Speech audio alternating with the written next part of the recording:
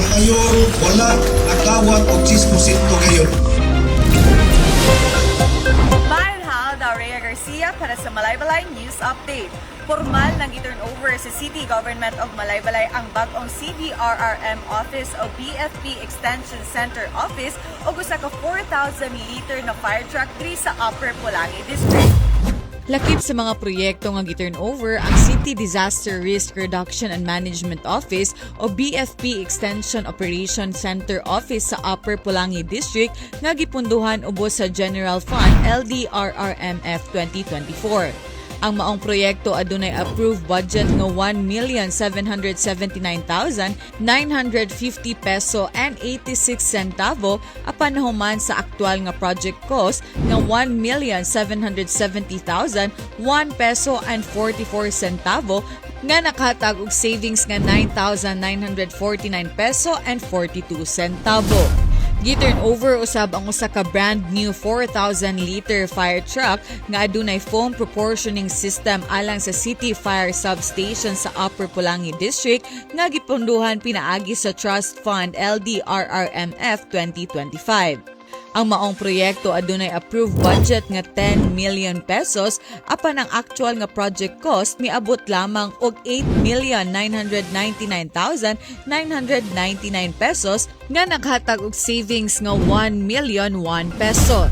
Sa mensahe ni City Mayor Warren Pabiliaran, gipasiugdan niya ang pagpaligon sa disaster response o fire protection usa sa mga prioridad sa lokal nga pangagamhanan aron masiguro ang kaluwasan sa katawhan sa syudad sa Malaybalay ilabi na sa Upper Pulangi District. Based sa Upper Pulangi, muna siya ang atong yung ipadangat ang serbisyo na maduhol sa katawhan, mahinay-hinayan. Nagsugod sa katong engineering, kaning Upper Pulangi engineering nga na sila extension office, dahil kato dahil Upper Pulangi extension office, kanina dayon fire o CDR. So at least ang responding, minuto-minuto na lang, dili na yun oras. And all the next development dari sa Upper Pulangi, itong hinay-hinayan.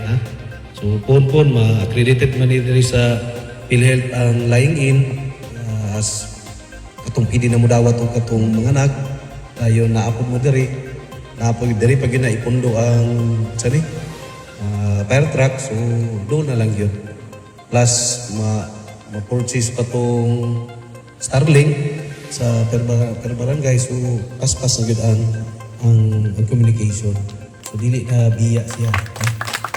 And of course magpasalamat po sa Bids and Awards Committee kanina opsina alang sa kasayuran sa tanan. Muning opsina na usay, wala kaya nato na ilan.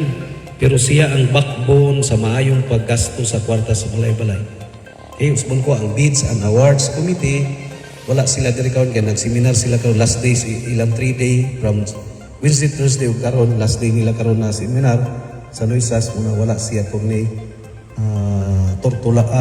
tala-tala go ahead. So from the bottom of my heart, gi-record man na mag-abot sila na magpasalamat gyud ko sa atong membro sa Bids and Awards Committee o sa Technical Working Group nga at tininuot yun o gisubay ra yun ang balaod. Nagpasalamat usab ang Upper Pulangi District President na si Honorable Pio Masipikinya sa City Government of Malaybalay sa pagpaduol sa serbisyo sa Bureau of Fire Protection o CDRRMO ngadto sa Upper Pulangi District nga makatabang sa mas paspas nga pagresponde sa mga emerhensya. Of the Upper Pulangi Barangay Captains, amo kayo itunol among hiniusang pagpasalamat kinasing-kasing magpasalamat ninyo mayor. So atong palakpakan ng usab. Pinaagi sa bagong operation center o 4,000 liter fire truck, mas gipaduol na ang serbisyo sa CDRRMO o Bureau of Fire Protection nga mas makatabang sa mas paspas nga pagresponde sa mga emerhensya o sunog diri sa Upper Pulangi District. Og mao kato ang update karong adlaw sa dugang pang mga balita. Mamahimo nga i-follow o i-like ang official Facebook page o i-subscribe ang YouTube channel nga Mayor Warren Pabiliaran. Og kini si Rhea Garcia para sa Malaybalay News Update. Maayong adlaw og salamat tungkay.